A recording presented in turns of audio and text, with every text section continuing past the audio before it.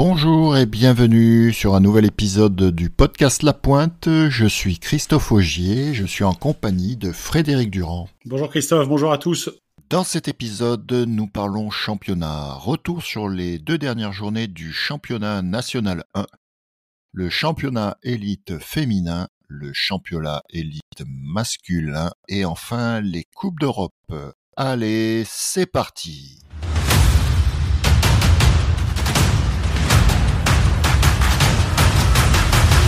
Pour débuter cet épisode, nous allons revenir sur la 14e journée de National 1. Plusieurs matchs au programme, donc tous les matchs avaient lieu donc le 15 février et donc premier match Racing qui recevait le club de Douai et Douai qui continue son cavalier seul en s'imposant assez facilement 9-16 avec une mi-temps à 9-2, donc un match rapidement joué. Deuxième match de cette journée, Moulins qui recevait Saint-Jean d'Angély. Et Saint-Jean d'Angély qui continue, et on le verra sur la journée 15 aussi, à couler à pic, puisque Moulins s'impose à domicile 13-11. Ensuite, nous avons Sauveteur de Givors, Mulhouse. Givors qui n'est pas très bien ces derniers temps, puisque Mulhouse s'impose à l'extérieur 18-15. Petite surprise dans le match opposant Choisy à Arnes. Arnes qui s'incline à Choisy, donc ça fait du bien pour Choisy de prendre une victoire parce que ça fait longtemps que c'était pas arrivé. Donc petit score à la mi-temps quand même, 11-6, donc un match assez prolifique puisqu'on le voit avec ce score final. Mais une belle victoire. Avant-dernier match, Thionville qui recevait Livry-Gargan.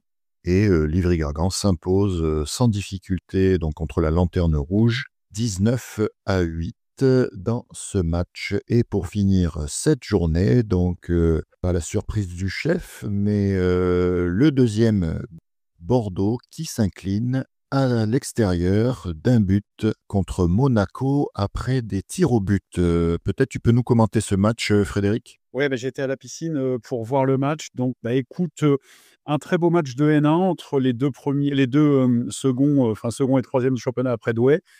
Monaco s'était incliné de 2 petits buts à l'aller à Bordeaux, donc c'était un match intéressant à suivre. J'ai vu un bon match avec une belle intensité, une bonne qualité de jeu, et puis un chassé-croisé entre les deux équipes, puisque personne n'a réussi à décrocher l'autre.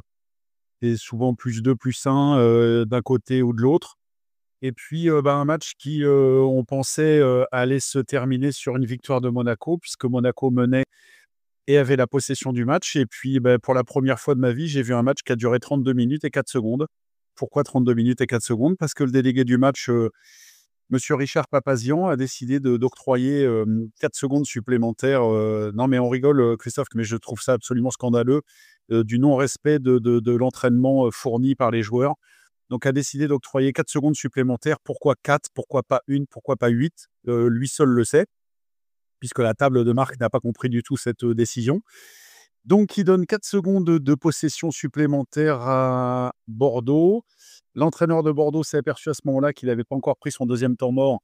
Et puis, il l'a pris. Donc, je te la fais courte, 4 secondes. Les Bordelais qui jouent à 7 en attaque, le gardien sort de la cage.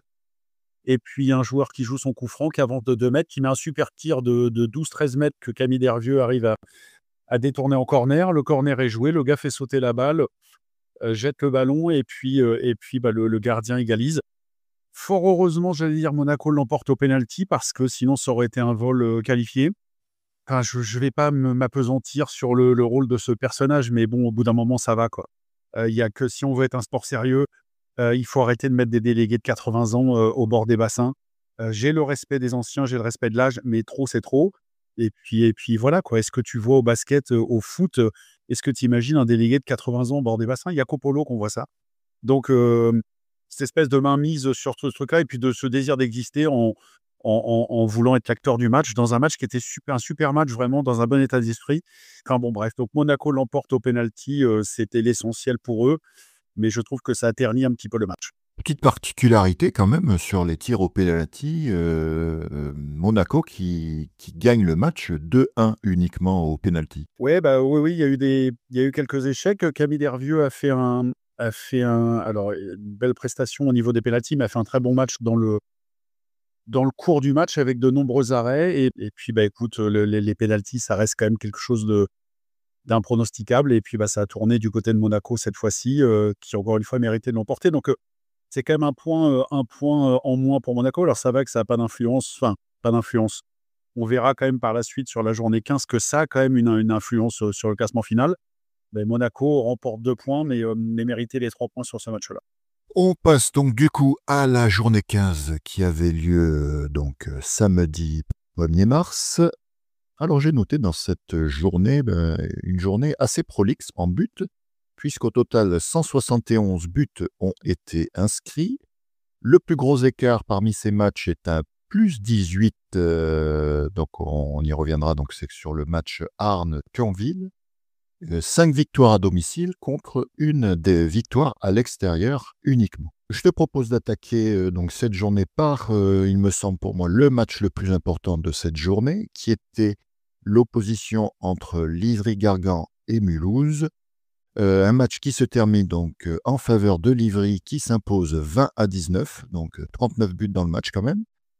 Un match assez particulier puisque Mulhouse débute parfaitement ce match donc à l'extérieur. On aurait pu penser que du coup ils allaient s'imposer avec un 5-0.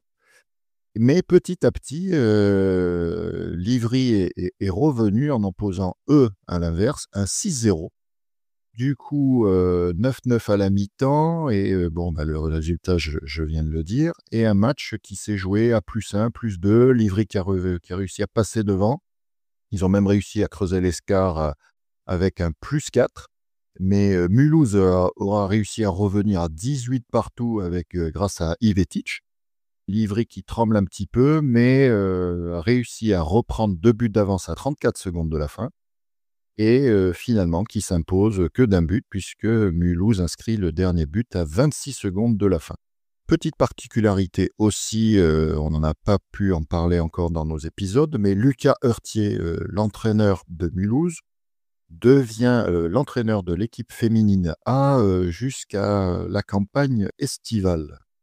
On lui souhaite de bonnes chances. Est-ce que tu veux déjà nous faire un petit retour sur ce match, Frédéric? Quand j'ai vu le résultat 20-19, je pensais que c'était un match qui s'était terminé au tir au but, vu le nombre, assez, important de buts. Livry qui, décroche une précieuse victoire dans la course à la 3e place, puisqu'on verra que Livry est à égalité de points, avec, Monaco. D'où l'importance quand même, je reviens à ça, du point lâché contre Bordeaux par Monaco. Mais un match, effectivement, très fourni en buts avec, les frères Lascelles, de Livry qui marquent 8 buts à eux 2 et qui permettent au club parisien de remporter une victoire précieuse dans la suite du championnat. Mulhouse qui décroche un peu, mais c'était effectivement, comme tu dis, le match le plus incertain de cette journée et les banlieusards parisiens remportent un précieux succès, contre les Mulhousiens. Alors, on va rester en région parisienne, puisqu'il y avait donc un derby parisien qui opposait le Racing Club de France à Choisy-le-Roi et Racing qui s'impose 14-10. Pareil, un match serré puisqu'à la mi-temps, on est à 7-7. Mais la 3e période a été fatale aux Choiséens qui prennent un 4-1 contre les Racingmen. Et du coup, le Racing qui se replace un petit peu au classement.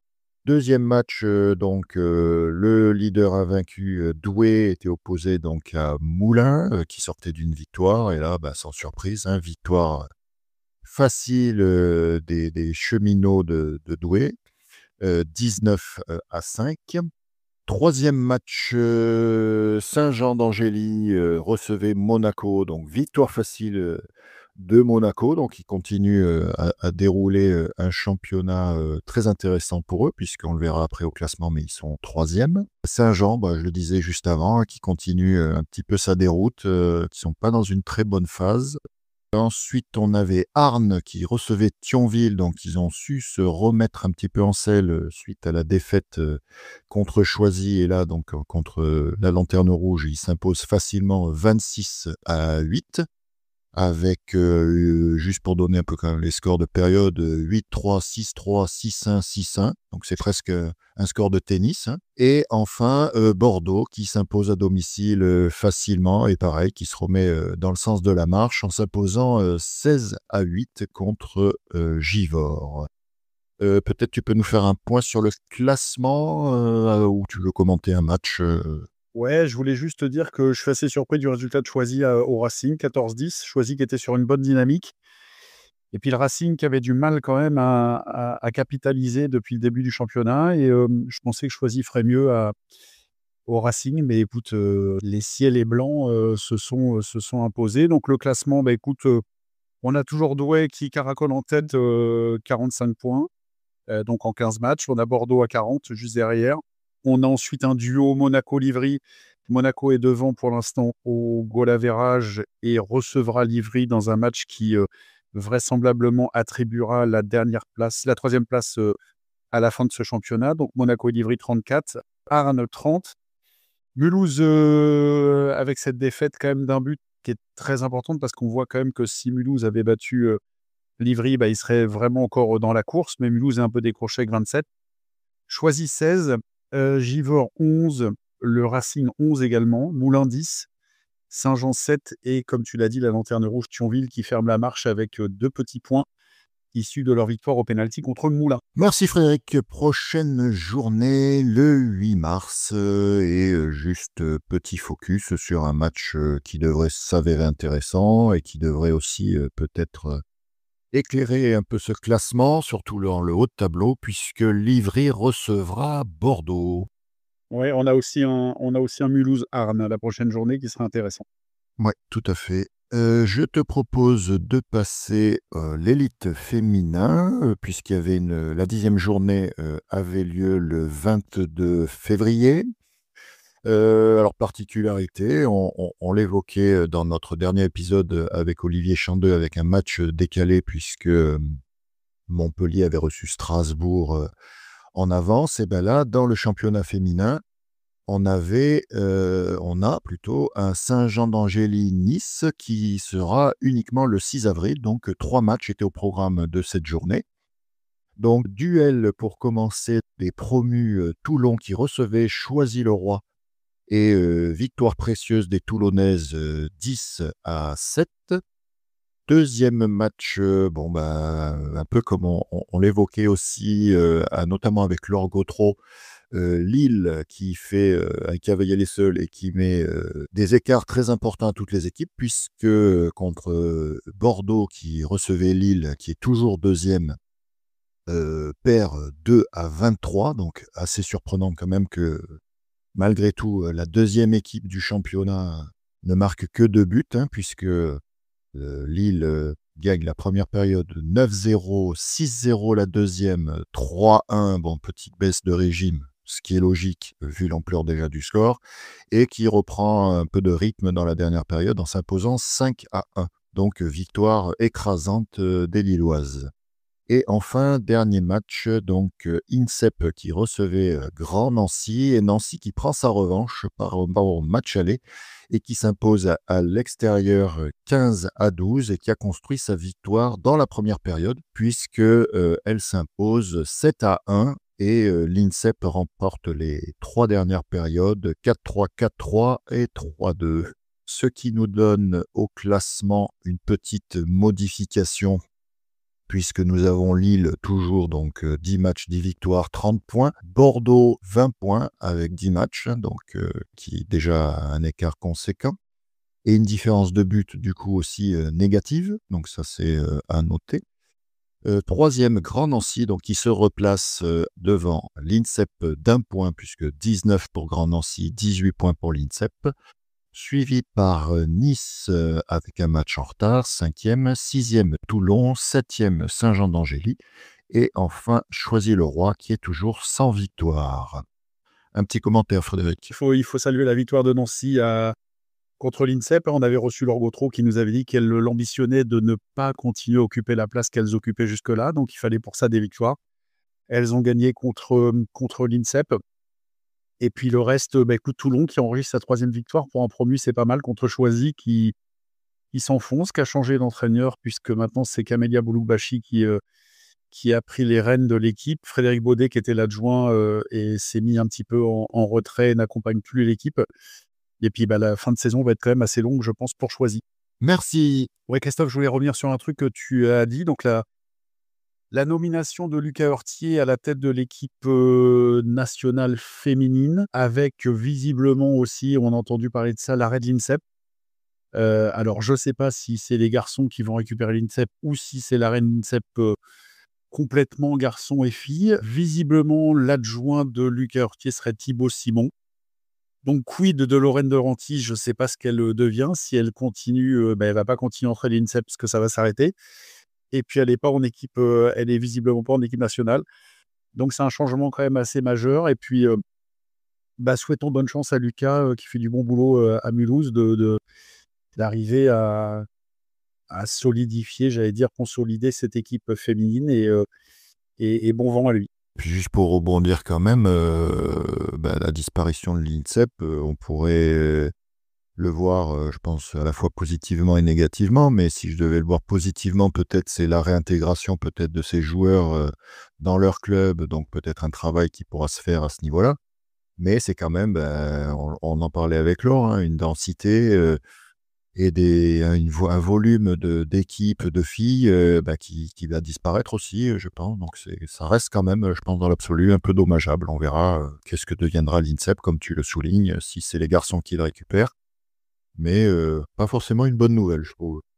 Non, moi non plus. On passe donc au championnat élite, la 10e journée, donc une journée qui voyait 3 matchs en même temps, puisque le 4e match avait déjà eu lieu en match avancé le 15 février, donc avec la victoire de Montpellier contre Strasbourg. On l'avait évoqué aussi avec Olivier Chandieu.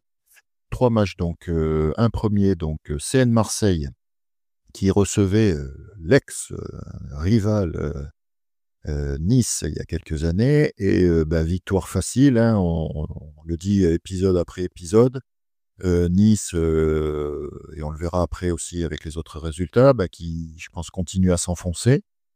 Au match aller, ils avaient perdu 20-7, et là, ils prennent 18-4 dans un match où Marseille en a profité pour faire tourner son effectif. Donc, Tesanovic était au repos, ainsi que Perlainovic, Bodegas et Vernou. Pas trop d'enjeux, puisque Marseille est surtout engagé en Coupe d'Europe. On l'évoquera aussi après ce focus sur cette journée. Frédéric, est-ce que tu veux compléter sur ce match ? Ouais, c'était pas à Marseille que Nice allait récolter des points, on le savait déjà. Donc, c'était un match, j'allais dire, couru d'avance. Marseille, ça permet à Stepanovic, comme tu l'as dit, de faire tourner son effectif pour non seulement, j'allais dire, concerner et concentrer tout le monde, et puis mettre au repos des joueurs qui jouent beaucoup. C'est assez rare de voir Thomas au repos, mais bon, je pense qu'il avait besoin de souffler parce qu'il souffle pas beaucoup. Et puis un score, l'amplitude, je m'attendais à ça, hein. Vu les prestations des deux équipes, Marseille qui est dans la phase de la saison la plus importante pour eux, et puis Nice qui a des difficultés, donc il y a un écart abyssal entre les deux équipes, et je suis pas surpris du résultat. Deuxième match de cette soirée, donc un match qui pouvait sembler plus qu'indécis et redouté par l'équipe du Pays d'Aix-Natation qui recevait l'équipe de Reims. Match aller, Aix s'était imposé difficilement à Reims d'un but dans un match un petit peu contesté ou contestable par rapport à l'arbitrage, mais bon, ça chacun en se fera son idée là-dessus.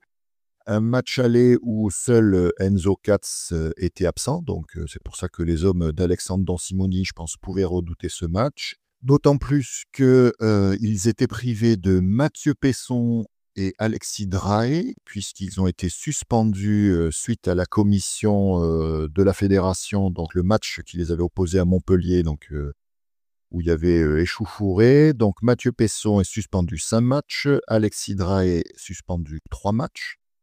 Et il manquait aussi Taiyo Watanabe, qui était retenu avec sa sélection au Japon pour les Jeux d'Asie.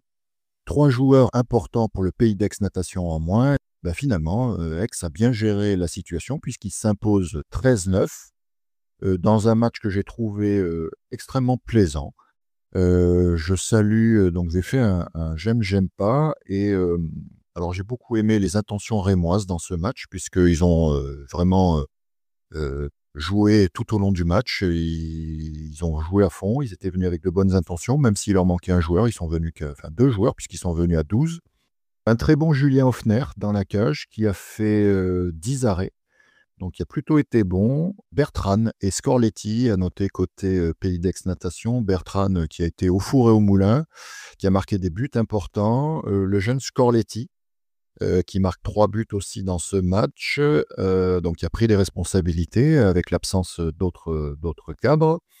Babic, même s'il est sorti de sa boîte peut-être un peu tardivement, mais il a quand même permis à son équipe de rester au contact puisque dans tout ce match, ça s'est joué assez serré, hein. 3-2 en première période, 4-3 deuxième, 2-2 dans la troisième et 4-2 dans la dernière. Et c'est dans la quatrième que, puisqu'il y avait -2 en fin de troisième, que Aix a réussi à creuser l'écart et à s'assurer de cette victoire. Côté, j'aime pas le nombre quand même d'exclusions. Reims a pas mal été sanctionné en début de match, beaucoup de pénaltys, des pénaltys, moi j'ai trouvé un peu litigieux. Enfin, on en a déjà évoqué dans d'autres épisodes, les pénaltys. Enfin, je trouve que, enfin, c'est nul. Enfin, franchement, j'apprécie pas du tout cette règle parce que ça siffle pas. Le gars est derrière, il est sur le côté. Enfin, bon, difficile à comprendre, mais en tout cas, les arbitres ont fait ce choix-là. Donc 4 pénaltys sifflés en faveur d'Aix, 2 seulement contre Reims, les gardiens qui se sont illustrés, puisque 2 arrêts, je crois, pour Hoffner, si je me souviens bien, et un arrêt pour Kandic. Après, j'ai pas aimé les secteurs de tir aixois, les tirs faciles, arrêtés facilement. Bon, même s'il a fait un bon match, hein, je l'ai dit, de Julien Hoffner.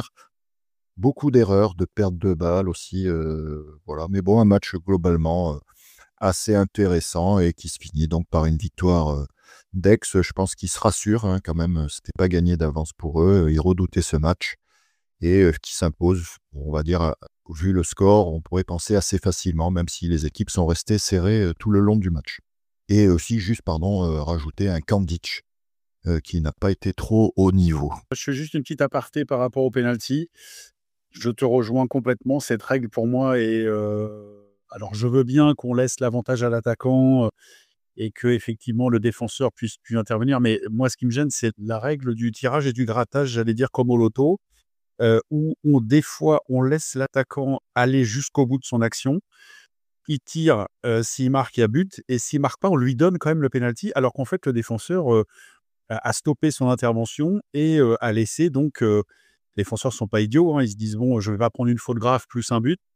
Donc des fois, même quand on laisse jouer, il y a quand même l'arbitre revient sur la décision et prend le penalty. Enfin, des matchs à 8, 9, 10 pénaltys, ça devient, je trouve ça un peu ridicule, mais écoute, c'est comme ça. Il paraît que c'est pour le spectacle. Écoute, pour revenir à cette rencontre, effectivement, comme tu l'as souligné, Aix s'était imposé très, très difficilement à Reims.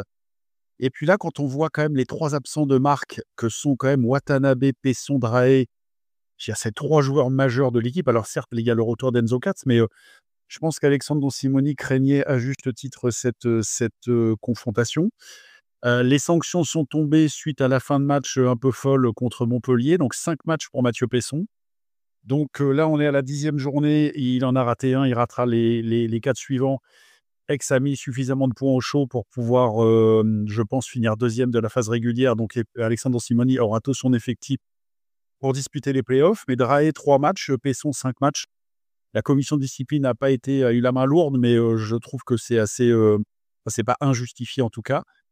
Mais avec ces 3 joueurs-là en moins, et puis Reims quand même qui est une équipe qui est capable de partager les points avec Strasbourg, c'était un match qui s'annonçait indécis. Et Aix a bien, bien, bien passé cet obstacle parce que, encore une fois, avec ces 3 joueurs en moins, le résultat n'était pas du tout acquis. Et Aix prend 3 points qui sécurisent, à mon avis, on verra tout à l'heure, mais leur deuxième place, ils ont 7 points d'avance sur Strasbourg. C'est-à-dire 2 victoires d'écart. Je ne vois pas en 4 matchs comment ils vont pas réussir à sécuriser cette deuxième place. Et dernier match, donc Taverny qui se déplaçait à 7. Et on l'évoquait aussi, hein, pareil, hein, dans des épisodes précédents. Taverny qui allait être un poil à gratter et qui sera peut-être un poil à gratter effectivement sur cette deuxième partie de championnat, puisque Taverny s'est imposé à 7, 13-12. Et contrairement au match précédent où je disais que là j'avais trouvé un match plaisant, et ben là j'ai pas trouvé un match plaisant. Alors le seul plaisir qu'il y avait, je trouve, c'était voilà le score. Mais au-delà de ça, j'ai trouvé que les deux équipes, le jeu qu'elles déploient, c'est extrêmement brouillon. L'arbitrage, c'était brouillon aussi. Donc c'est presque celui qui a réussi à être le moins brouillon qui l'a emporté dans ce match, malgré un bon début de match de 7, hein, qui tout de suite a été assez agressif. Première action, première exclusion, premier but. Euh, un Do Carmo qui est toujours voilà, le pilier de cette équipe, je crois que marque 4 buts, marque 4 buts, dont des buts importants, qui permet à son équipe d'être toujours au contact ou d'être devant, ou de revenir plusieurs fois. Enfin, les gardiens qui n'ont pas été au niveau au début aussi, malgré Rossi qui fait 7 arrêts, Gélassi en fait que 4. Donc voilà, pas beaucoup des tirs à côté, des mauvais choix, des pertes de balles. Enzo Nardon, qui a été plutôt efficace dans ce match puisqu'il finit à 5 buts. Je pense que c'est la première fois que je le vois marquer autant de buts dans un match et d'être aussi décisif et de peser pour son équipe, puisqu'il a été un peu présent du côté défensif et du côté offensif aussi. On parlait des pénaltys juste avant, pareil, à un moment, un pénalty extrêmement litigieux sifflé en faveur de Taverny, mais pas récompensé du coup, puisque Rossi la dévie.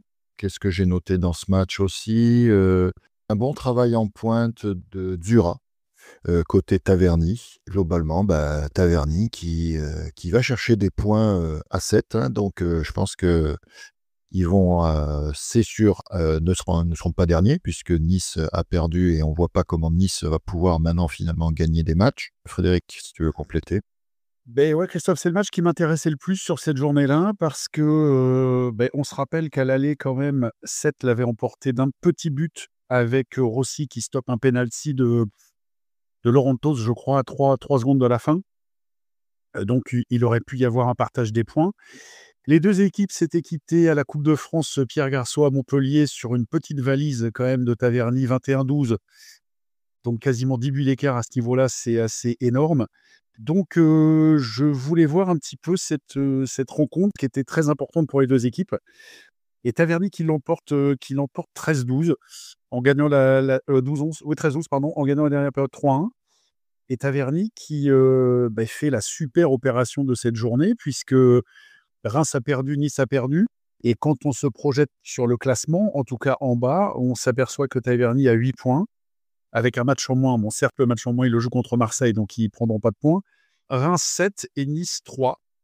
On va revenir aussi sur le calendrier, parce que le calendrier est important. Mais c'est une victoire super importante. On s'aperçoit quand même que cette équipe de Taverny est en constant progrès, puisque d'une équipe qui était un peu, j'allais dire, je ne peux pas dire dernière d'avance au début du championnat, mais on a vu ce que les équipes de N1 comme Bordeaux ont fait quand elles sont montées en élite. Il y a une marche quand même qui est très, très importante. Et puis, ils ont réussi, par le biais de leur victoire contre Nice, à mettre Nice derrière eux. Et puis maintenant, ils mettent aussi Reims derrière eux, puisque la bonne opération, c'est d'avoir sauté Reims. Donc, écoute, il faut saluer le travail de Samuel Nardon, qui fait progresser son équipe et qui décroche des résultats qui sont, je ne vais pas dire au-delà de ses espérances, mais en tout cas, on n'aurait pas forcément parié sur un Taverny sixième à ce moment-là du championnat. Donc ça nous donne un classement avec Marseille 27, Aix 26, Strasbourg 19, donc il y a 7 points d'écart. Donc il faudrait quand même vraiment un cataclysme pour que Aix ne reste pas deuxième.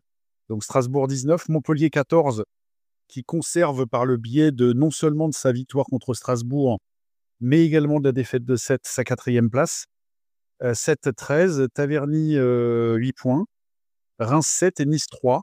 On a une prochaine journée avec Marseille-Aix, avec Nice 7, avec Taverny-Strasbourg et un Reims-Montpellier qui sera indécis. Juste pour les Niçois, le petit rayon de soleil qu'ils ont devant eux, c'est qu'ils vont recevoir 3 fois de suite Donc, ils reçoivent 7, Reims et Montpellier. S'ils veulent éviter cette dernière place, il leur faut 6 points. Donc 2 victoires sur les 3 matchs et que Reims prenne rien de l'autre côté, ça va pas être facile. On s'aperçoit que 7 va pas si bien que ça, donc Nice peut les battre. Ils devront passer Reims, ça c'est obligatoire, hein. Et puis Montpellier qui souffle toujours un peu le chaud et le froid dans le championnat, qui est capable du pire comme du meilleur, donc toujours un peu difficile de pronostiquer les matchs de Montpellier. Et il y aura une dernière journée aussi Taverny-Reims qui sera certainement décisif pour l'attribution de la 6e, 7e ou 8e place, même si je ne vois plus Taverny. Taverny a creusé un écart, à mon avis, rédhibitoire contre Nice, et Taverny finira pas dernier du championnat, ça je suis quasiment sûr. Donc cette prochaine journée aura lieu le 15 mars.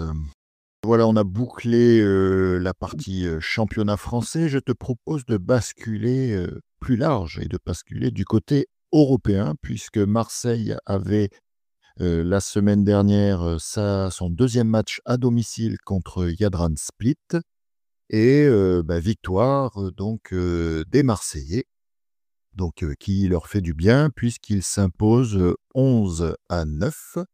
Et je donne juste le résultat, comme ça après on pourra dérouler les autres matchs. Et grosse surprise pour moi, Belgrade, qui s'impose à l'Olympiakos 8-5. On commence par Marseille? Ouais, Marseille, donc les données étaient claires, hein. Quand tu perds le premier match à l'extérieur, il faut absolument que tu prennes les 3 points sur le match d'après chez toi, a fortiori contre l'équipe, alors entre guillemets, censée être la moins forte de la poule. Je mets des guillemets parce que Split perd que de 2 buts à Marseille, il a perdu contre Olympiakos à la maison, mais malgré tout, ça fait quand même 0 point en 2 matchs. La victoire est obligatoire pour Marseille, pas une victoire au pénalty, hein, il fallait à tout prix les 3 points. On avait quitté Marseille sur un 15-14 qui pouvait laisser des regrets à Belgrade. Je pense qu'il y avait la place peut-être d'arracher même un petit point au péno, voire 2. Et puis, Split qui est venu à Marseille avec 2 joueurs en moins, puisque c'est assez rare à ce niveau-là de Coupe d'Europe, mais il y avait donc 9 joueurs de champ et 2 gardiens. Donc 2 possibles rotations seulement pour l'entraîneur. Ils ont eu des malades et des blessés, donc ils n'ont pas pu faire venir l'équipe au complet. Et puis, ça, plus ça, plus ça, on pensait que Marseille allait avoir un match pas facile, mais un match maîtrisé. Et puis, ça a été un mano à mano. On a eu peur, même à 7-7. Perlenovic rate un penalty stoppé par Biac. Et puis, Split prend l'avantage 9-8. Donc là, on a eu un peu peur parce que, comme je te dis, une victoire au penalty, ça aurait pas été suffisant forcément pour la suite. Et puis, dans un dernier coup de rein salvateur, Marseille met un 3-0 pour décrocher une victoire ô combien importante dans ce mini-championnat à 4. Et donc Marseille se rassure et reste bien évidemment dans la course, fait l'essentiel. Et on a tremblé parce que le match a été quand même très, très, très, très chaud, comme tous les matchs de Coupe d'Europe, de Champions League. Mais Marseille décroche une victoire super importante pour la suite de la compétition. Oui, dans une piscine bien remplie du Cercle des nageurs de Marseille. Donc effectivement, c'était important que Marseille l'emporte dans ce match. Bon, c'est vrai qu'on aurait espéré pour plus de sérénité, et puis eux, les premiers, effectivement, un écart un peu plus important, un match moins accroché, surtout compte tenu de ce que tu viens de dire. Mais je pense qu'ils avaient aussi besoin de se rassurer parce que cette défaite à Belgrade était peut-être un peu frustrante parce qu'ils étaient bien en début de match et ils finissent fort le match aussi, mais puisqu'ils s'étaient imposés 6-4 quand même dans la dernière période, dans ce match un peu débridé enfin. Mais voilà, un match de Coupe d'Europe, ça reste un match de Coupe d'Europe, ça se joue à pas grand-chose, même si là, il y a 2 buts et dans l'autre match, on a vu, il y en a 3. Après, je vais pas parler, on parlera peut-être après de l'autre poule, effectivement, mais l'autre poule est beaucoup plus ouverte, enfin en termes de score. Mais voilà, je pense que ça fait du bien pour la tête des Marseillais, et qui vont se projeter peut-être et rentrer plus facilement dans cette deuxième phase. Et puisqu'ils reçoivent Olympiakos à nouveau à domicile le 18 mars, là pareil, il faudra s'imposer. C'est important de prendre des points à domicile, forcément, et essayer d'aller chercher quelques points à l'extérieur. Est-ce que tu veux revenir sur, ce match encore, quelques commentaires ou on passe au match de Belgrade? Je voulais juste, apporter un point important, c'est le retour de Vladan Spajic, puisque, le club de Marseille a fait appel auprès du TAS et l'appel étant suspensif, Spajic peut jouer. Donc il a raté lui, les 5 matchs de la première poule et puis, il n'était pas, je crois, à Belgrade. Donc il a purgé pour l'instant 6 matchs sur les 10 de la sanction initiale et puis, bah, l'appel étant suspensif, pour l'instant, il peut rejouer. C'est les grandes soirées européennes, la piscine, comme tu dis, était comble, comme toujours quasiment sur les matchs de coupe d'Europe à domicile pour le Cercle et on a hâte, déjà d'être au 18 mars pour voir cette confrontation avec Olympiakos qui, à mon avis, sera la confrontation, le duel avec Olympiakos se déterminera la deuxième place pour la poule, je pense et puis, bah, Marseille a fait l'essentiel, a pris 3 points et je disais, on verra le classement tout à l'heure, mais, pour l'instant, ils sont deuxièmes de la poule au goal average. Quand ils étaient menés de 4 buts à Belgrade, le 12-8, il fallait absolument faire un rapproché parce que peut-être que la qualif se jouera au goal average et puis, bah, finalement, cette défaite d'un but «seulement» entre guillemets, leur permet d'être devant au goal average, d'être à +1 au goal average pendant qu'Olympiakos est à -2 et donc d'être deuxième pour l'instant de cette poule. Olympiakos a perdu contre Belgrade à la maison. Alors Olympiakos avait gagné que d'un but à Jadran Split, alors c'est toujours important une victoire extérieure. Mais Novi Beograd, c'est quand même une équipe qui a un jeu quand même assez, Gocic fait un super boulot, défensivement c'est fort, hein, parce qu'ils prennent que 5 buts quand même, 5 buts en 32 minutes. Quand même, il y a des artilleurs quand même en face, hein, Zalanki, Fountulis, enfin je vais pas tous les nommer, mais il y a quand même du monde, Gueny Dounias et tout ça. Prendre 5 buts seulement en 32 minutes, c'est énorme. Et puis, bah, ils ont fait un match, tranquille, hein, maîtrisé parce qu'ils ont pris le lead, dès le départ et puis ils l'ont jamais lâché. Et Belgrade se détache quand même dans cette poule avec 6 points en 2 matchs. Je vais pas dire qu'ils ont déjà un pied au Final Four, mais quand même, tu vas gagner à Olympiakos, tu bats Marseille, il te reste les 2 confrontations contre Split qui sont, à mon avis, quand même un peu plus abordables pour eux. Donc voilà, il faudra que Marseille batte, Olympiakos à la maison, ça c'est obligatoire. Après Olympiakos, ils se font une saison un peu bizarre, hein, parce qu'ils ont fait un recrutement quand même en prenant Zalanki et Kakari, qui laissait entrevoir, quand même quelque chose d'un peu mieux. Ils ont perdu chez eux contre Savone, en poule et puis ils sont allés gagner à Savone sur un miracle, sur l'exclusion, de Filioli, à la fin du match. Donc Marseille a les cartes et Marseille a les armes, en tout cas je pense pour battre cet Olympiakos-là. Il faudra ne pas faire trop d'erreurs évidemment et puis je suis confiant, je dis pas qu'ils iront gagner à Athènes, mais sur ce match-là, ce serait très, très bien de basculer à la fin des matchs allés avec 3 points d'avance sur Olympiakos, ça serait très important. Tout à fait et ensuite ça permettrait de prendre un petit peu le lead peut-être même si les matchs, après sont, espacés mais, et que bon, tout se joue à pas grand-chose, hein, c'est du haut niveau.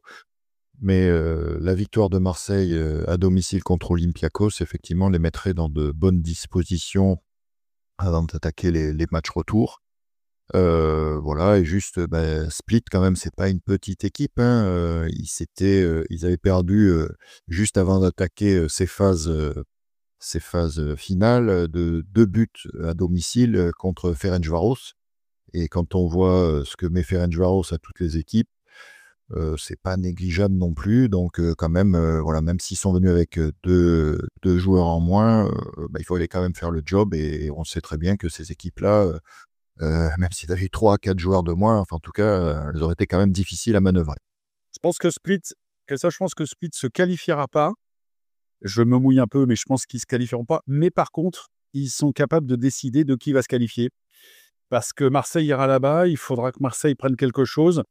Split peut aller embêter, certaines équipes et prendre des points qui coûteront éventuellement la qualif aux autres équipes. Donc, moi, je pense que si Marseille va gagner à Split et Olympiakos à la maison, 9 points, ce sera déjà pas mal. On n'oublie pas qu'ils recevront Belgrade, hein, donc, non, c'était une victoire, super importante et une défaite, je ne vais pas dire les condamnait puisqu'Olympiakos avait quand même perdu dans le même temps contre Belgrade, mais, défaite, ça aurait été quand même très compliqué, puis ça envoie un mauvais signal aux autres équipes.